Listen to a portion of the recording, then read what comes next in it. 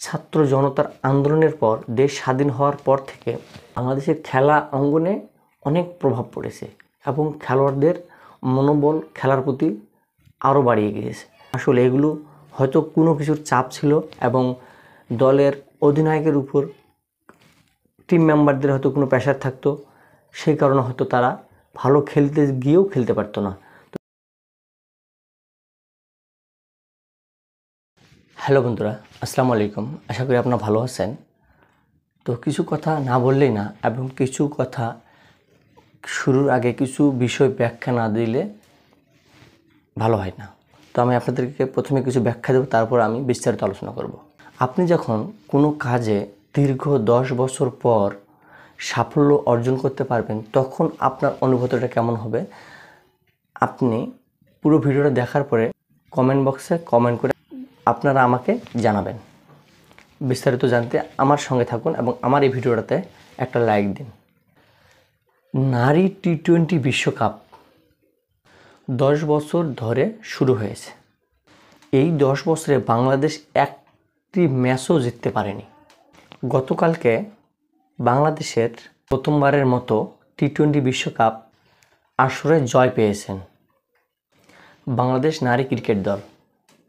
আর জয়ের পর সেই অনুভূতি ধরে রাখতে না পারায় কাপ্তান নিগার সুলতানা জ্যোতি একেবারে আবেগ আপ্লুত হয়ে মাটিতে লুটে পড়েছেন এবং তিনি তার এই 10 বছরের যাত্রা শুরুতে যতটা কষ্ট ছিল তা গতকালকে স্কটল্যান্ডের সঙ্গে জিতে সেই আক্ষেপটা এবং সেই কষ্টটা তিনি তার আনন্দের মাধ্যমে কান্দার মধ্যে তিনি তার বহিঃপ্রকাশটা ঘটিয়েছেন। আসলে এটা একটা অধিনায়কের জন্য একটা গুরুত্বপূর্ণ বিষয়, যে সারা বছর বা সারাটা মাস বা সারাটা সিজন যেই কোনো কাজের সঙ্গে জড়িত থাকা হয়, আর সেই ক্যাপ্টেনের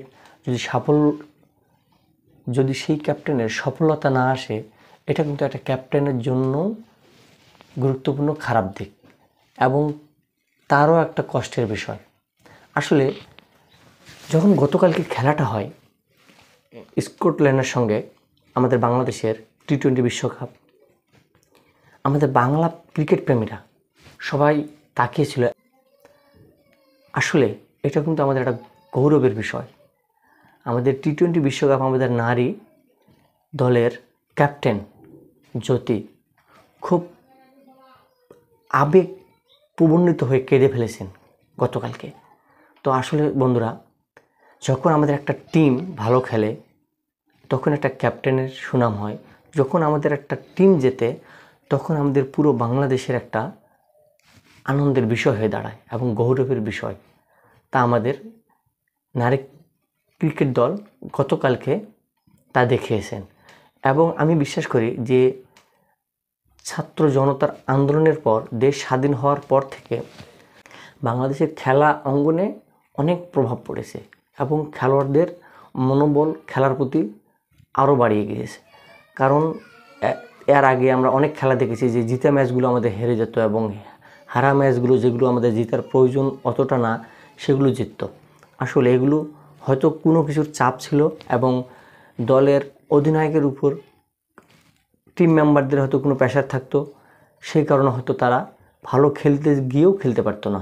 তো দেখেন, ছাত্র জনতার উত্থানের পর থেকে ক্রিকেট অঙ্গনে এতটা সুন্দর একটা সাড়া ফেলেছে এবং ক্রিকেট প্রেমীদের মনে এমন একটা আস্থার জায়গা করে দিয়েছে, ক্রিকেটটাকে আরও বেশি ভালোবাসার জন্য ক্রিকেট প্রেমীরা তাদের মন প্রাণ দিয়ে খেলা দেখে এবং বাংলাদেশকে সাপোর্ট করে।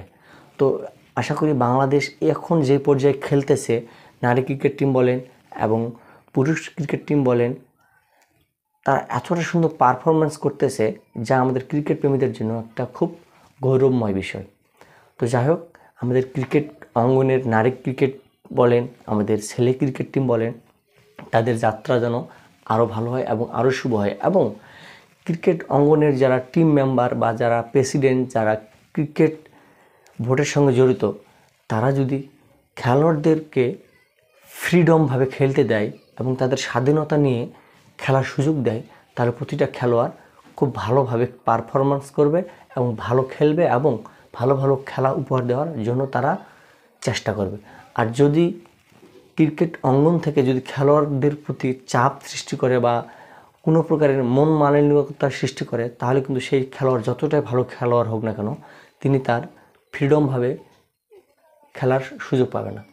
তো বন্ধুরা, আমরা আশা করব সামনের ক্রিকেটটাকে যেন আরও ভালো করে ছেলে ক্রিকেট টিম এবং আমাদের নারী ক্রিকেট টিম যেন ভালো কিছু আমাদের মাঝে উপহার দেয় এবং তারা যেন তাদের ফ্রি মুভমেন্ট নিয়ে খেলতে পারে মাঠে এবং আমাদেরকে যেন ভালোভাবে খেলা উপহার দেওয়ার চেষ্টা করে এবং তারা আশা করি পারবে। তো বন্ধুরা, যদি আমার কথাগুলো আপনাদের একটু ভালো লেগে থাকে এবং একটু যুক্তিসম্মত মনে হয়ে থাকে, তো অবশ্যই আমার ভিডিওটা লাইক দিবেন এবং আরও সাধারণ মানুষকে দেখার জন্য ভিডিওটা শেয়ার করে ছড়িয়ে দিবেন।